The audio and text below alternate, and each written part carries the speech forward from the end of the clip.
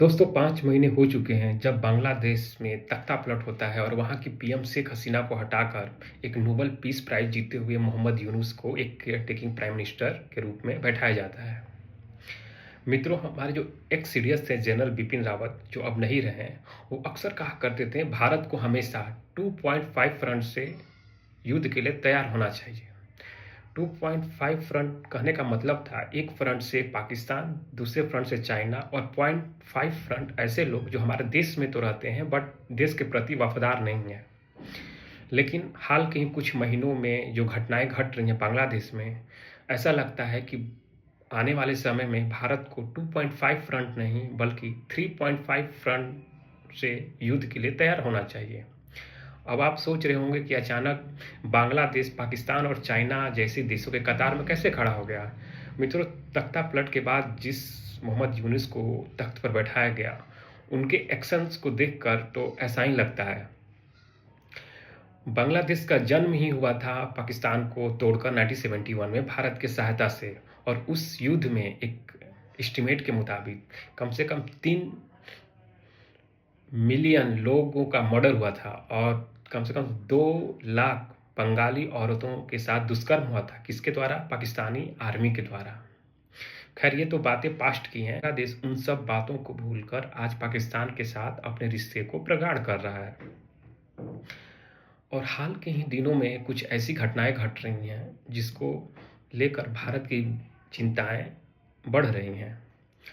मित्रों, 50 साल बाद ऐसा हुआ है कि पाकिस्तान से चलकर एक समुद्री जहाज डायरेक्ट बांग्लादेश पहुंचती है। और हाल के ही दिनों में बांग्लादेश ने एक एग्रीमेंट किया है पाकिस्तान के साथ कि अब पाकिस्तान से आने वाले कोई भी सामान का जांच नहीं होगा, जो कि पहले होता था।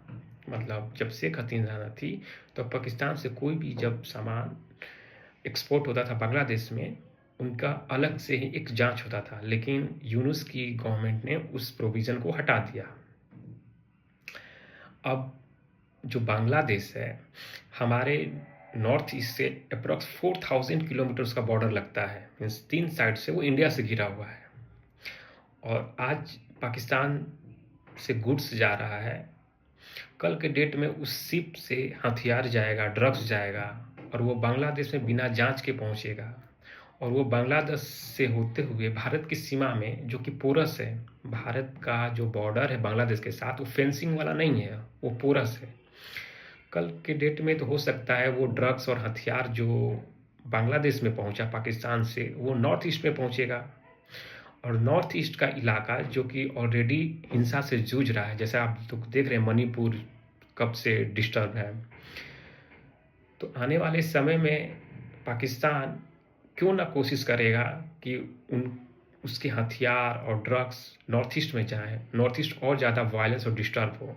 इससे हमारे देश का इंटरनल सिक्योरिटी डिस्टर्ब होगा।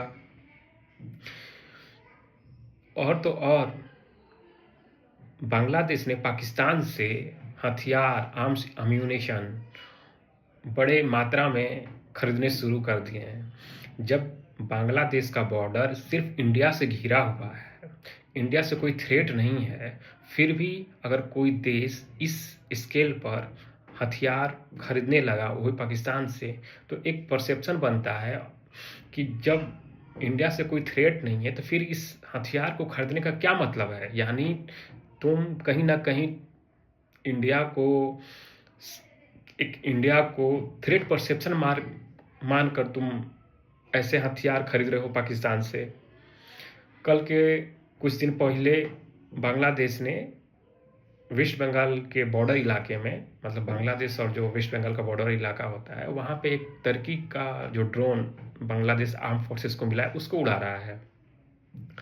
तो इस तरह ड्रोन सर्विलांस करना, हथियारों का पाकिस्तान से इंपोर्ट करना, पाकिस्तानी गुड्स का बिना चेक बांग्लादेश में घुसना, फिर उसको नॉर्थ ईस्ट में हो सकता है कल के डेट में तुम भेजने लगो। तो इन सब चीज़ों को देखकर तो यही लगता है कि पाकिस्तान, चाइना और उसी लाइन में अब बांग्लादेश भी खड़ा हो गया। जैसे वो हमारे लिए थ्रेट हैं तो बांग्लादेश भी थ्रेट हो गया। जैसा कहा गया है और ऐसा सच भी है कि जब 71 में बांग्लादेश आज़ाद हुआ, वो भारत की सहायता से हुआ था।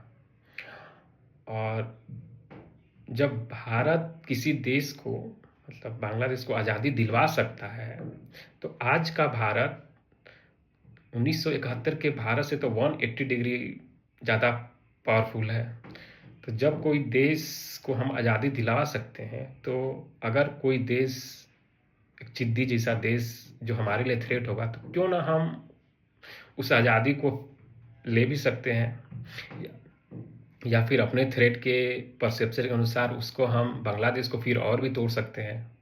अगर कोई देश इस तरह से हरकत करेगा, तो भारत का सुरक्षा के दृष्टि से चिंता करना लाजमी है, और उस चिंता को दूर करना भी भारत इस बहुत बखूबी जानता है। तो शायद बांग्लादेश के मोहम्मद यूनुस, जिसने शांति का पीस प्राइज जीता है, उसको अकल में ठिकाने आएगा और थोड़ा अंडरस्टैंडिंग आएगी कि ऐसे हरकतों से वो भारत से मुकाबला नहीं कर सकता।